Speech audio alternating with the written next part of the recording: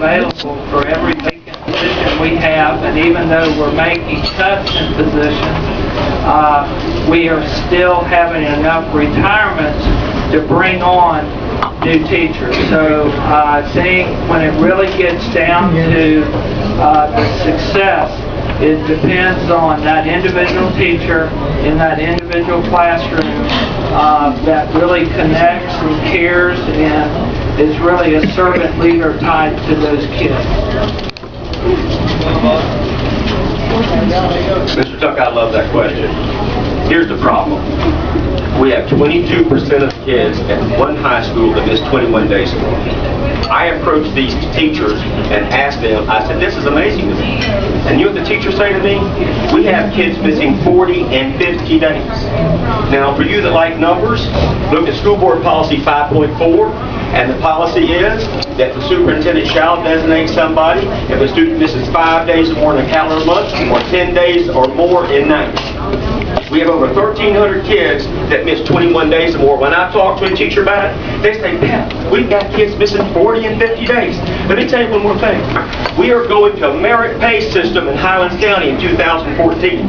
And you're going to pay that teacher because the kid doesn't show up? The school board policy says the superintendent shall. And I know what shall means, and that's not getting done. And those teachers are going to scream because you're going to pay them on an empty chair. Can't teach it. Our teacher morale is the lowest it's ever been. They are working flat out all day. They're planning on their own time. They're doing their grades. Now, we have good teachers. We got bad teachers. We need to get rid of the bad teachers, but they're all working overtime. 2 years ago, I was working Saturdays and Sundays and after school, so I know this. I know it directly. Raising teacher morale is big. One of the things, to me, it's simple. It's just leadership. I mean, I'm going to 25% of my salary will go back into a line item of the budget, which, like all of your elected officials, to give back when other people are taking losses. Our roofers are down, our plumbers are down, and out of that, I'd like to have gas cards. People come up with ideas to save, to do something. They get a gas card on me. Thank you. Next question. We'll start with Mr. Hutchinson. What can be done about low grades on our local schools? I like these questions. You have to have a seat in that chair to improve grades. Period. You have to have a superintendent that says when somebody does not go to school to follow the laws of the state of Florida. And we want to be nice as we can be to these kids, and we want these in school. And I don't want anybody to take me wrong on this. I didn't know I was going to go down this track. But if I was superintendent, I would go in that parent's house and I would say, Mrs. Smith, I've got good news for you. Superintendent Hutchinson's here, and I want your child to get a world-class education. But there's an issue. Your child's not coming to school. And I will ask them to tell me how to correct that problem. And then I'm going to say, you people may want to close your ears. And I will say to that person, I want to be nice and encouraged as I can be.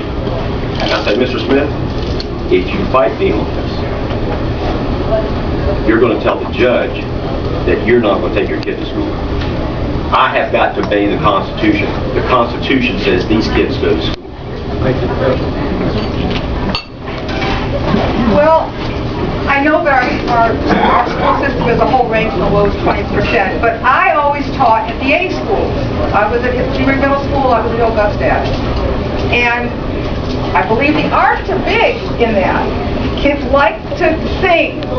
They like to perform in band. They like to be recognized for their abilities. So our kids have always done well with those programs. I'm very big on supporting the arts. Now, here's some other simple things. You don't have to have $1 million program for this. I've had students tell me about Avon Park High School. A lot of the teachers are using slang. Well, that's not helping the kids. I ask, are they using it in a creative way, like, some kind of a rap to teach something? No, they just speak up all the time. Not all of them, Mrs. Peck, but enough. Well, that's going, and I know they probably... Thank you, Roberta. If you repeat the question. What can be done about low grades on our local schools? I think, first of all, our teachers, with principal support, we work real hard on this. First of all, we've made a number of improvements. Since 2000, I was superintendent beginning 2000, we had 3 A or B schools. Since that time, 15 of our 17 schools have been A's or B's. So we're making progress. I'm not trying to say there's not more need for improvement. I think we need to continue to improve technology, and we need to improve the support that we provide to the classroom teacher. Thank you. This question will start with Ms. Peck. Our test scores don't look good compared to other counties. What have you or what will you do to improve the test scores? Well, that's similar to the last question, but that's okay. We need to get the kids at school, as Pep was stressing with the statistics on, we need to get the kids there. And like again, I'm at Augusta Middle School, so I know a lot of things that work. I had kids that said, you can call my mama, it doesn't matter because she don't speak English. Well, you know what? I got together with one of the Spanish, someone that spoke Spanish. We did an after-school program, invited all the English learning parents, showed them how to look up the kids' grades online. We had a drove of them. So that connected us with parents. Now, I'm not saying that's done at all the schools, but I've seen it done, and I was amazed by how many non-speaking, I should say, English learning, that's the correct term, English learning parents. And it wasn't just Spanish, or what?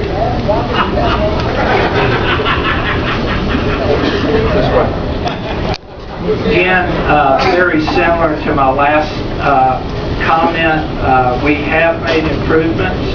We need to continue to make improvements. I think we need to continue to be aggressive in areas of technology. The other thing that I've seen with advanced academics is just not an impact on the students in advanced academics, but it's helped pull the rigor up in all courses.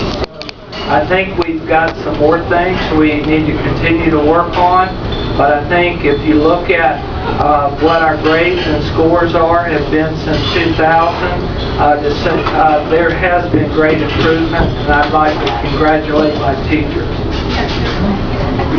Thank you, Mr. Cox. Can you repeat the question? Our test scores don't look good compared to other counties. What have you or what will you do to improve these scores? Let me tell you a dreadful truth here. The dreadful truth here is this. Once a kid isn't on grade level by the 4th grade, we lose them. We are in an uphill battle. Frank Brogan, that was head of the Department of Education, and it was Lieutenant Governor for Jeb Bush. He says, if you want me to correct the 4th grade, give me 4 years.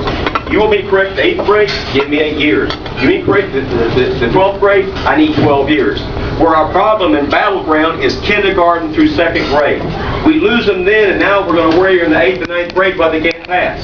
If you don't get good habits, we fail. And this is a tough job, because I tell you what, we are at the bottom, fellas. We are at the bottom. And we have got to get kids in school, and you have to have somebody determination to put it all on the line for these kids and says, I'm going all in, I'm going on the line, and I'm going to have these kids be winners and support these teachers.